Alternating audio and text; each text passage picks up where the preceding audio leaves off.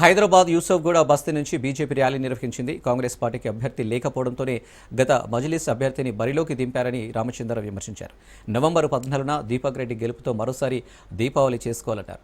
దేశం సుభిక్షంగా ఉండాలన్నా, దోపిడీ పాలన అంతం కావాలన్నా, బీజేపీ అధికారంలోకి రావాలన్నా ఎంపీ ఈటెల అన్నారు.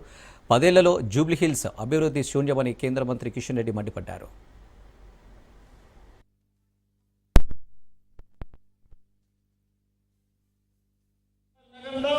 జూబ్లీ హిల్స్ కాన్స్టిట్యూన్సీలో ఉన్నటువంటి ఒక ప్రజలకు ఏ రకమైనటువంటి ఒక సహకారాన్ని కానీ సహాయాన్ని కానీ వారికి ఉన్నటువంటి ఒక పథకాల్లో భాగ్యశాంగం చేయడంలో బీఆర్ఎస్ పార్టీ కానీ కాంగ్రెస్ పార్టీ వైఫల్యం చెందింది.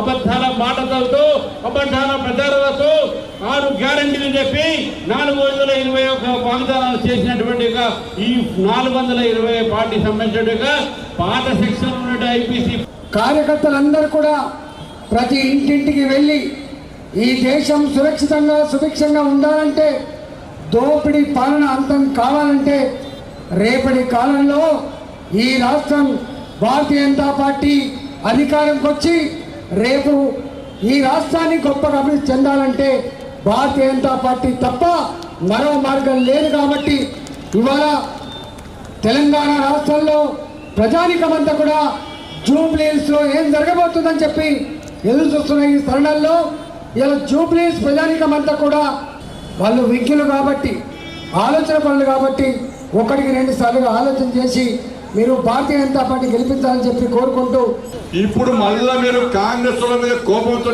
బీఆర్ఎస్